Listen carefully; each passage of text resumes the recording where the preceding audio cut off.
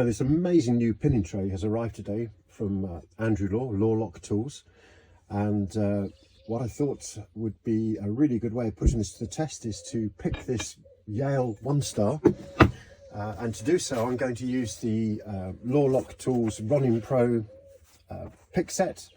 These are 0.4 millimeter or 15 thousandths of an inch, so they're really thin, which helps when you're picking the Yale 1-star warding. And also there's a really fantastic assortment of hooks in here that allow you to reach right into the back of the lock, because most of these locks have an extreme bitting where there's virtually a guard pin in front of a very deep set pin somewhere. So here we go, going to give it a go, see whether we can pick this. I have already, in anticipation, taken the clip off the back of the cylinder here, so that's just to speed things up. And once that's been picked, we're going to spit the contents out onto the pinning tray there. So I'm going to start with a deep hook, and I'm going to go all the way to the back of this lock and just work my way to the front, just seeing if anything is ready to be set. I've got a little click there on 6. There's 5, 6, 5 is quite a deep set pin by the feel of it. There's 4, little click on 4, 3, 2 and 1, nothing on 2 or 1 there. Let's go straight to the back of the lock again. Ah, there we are, 6 have jumped up, just set 6. Come back to 5. And these have some really funky pins in them, as you'll see. There we go, we've just dropped into a full set there. I think the back of the lock is set, and it feels like pin 3 is a guard pin there. So what I'm going to do is put that pick down, and I get something that will allow me more of a direct push on top of these front pins, just to see whether they are the ones now that need to be set.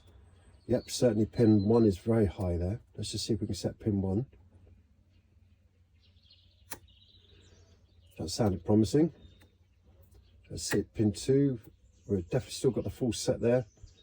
Pin 2 has got quite a lot of counter rotation on it. It feels like pin 2 is set, so let's check 1 again. 1, 2. I'm not sure if this pick will reach all the way to the back, but we'll give it a go. 6, 5. A little click there on 5. 4. 3 is really high. Little click on 3. 2. It feels like 1 has popped up again. Let's give 1 another go. That's quite a deep set pin at the front there. 1, 2, 3, 4. I'll swap over quickly to the deep hook just to check the back of the lock there. 6. 5 might have popped up. Ah, there we are. Yep, we're back into our full set again. 4, 3,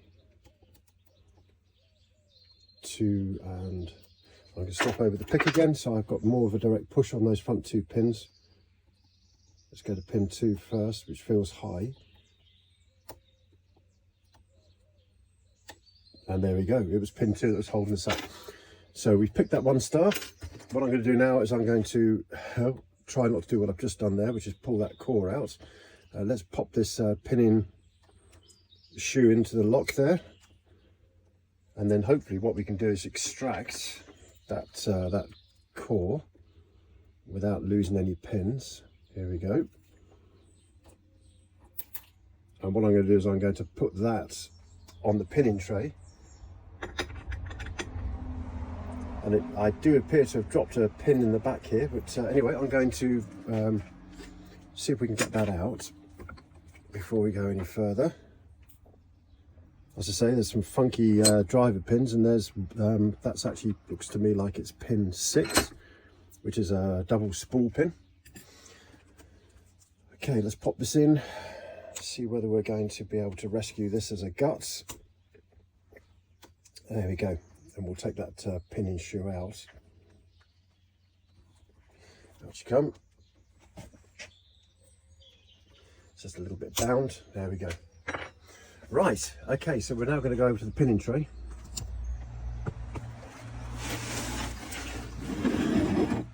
And we'll see what we've got inside this cylinder, what we've just picked. Let's find a pair of tweezers. Here we go. So we know that that's pin 6, driver pin, so we'll pop in there. Okay, let's get the key pins out. 1, 2, okay, so they're serrated key pins. That might be why you've had to pick some of these more than once. 3, 4, 5 and 6. And then looking at the core there, it looks pretty standard. Filthy, but anyway, there's a nice little hole there for it on the pinning tray. Okay, let's get the cylinder out of the vise. And what we'll do is see whether we can coax these pins out. Now I do believe there's a spring at the back there that's going to get caught if I'm not careful. I'm just going to push that down before we start spinning this round, and hopefully I won't catch that spring. If I do, it's not the end of the world. Yes, I think I've caught the spring there, but never mind. Let's try going the other way. There we are. I can't see a great deal here, there's not a lot of light, but anyway, we'll just see where the pins start appearing from. There we go. That's pin 5, driver pin 5. That's another funky double spool.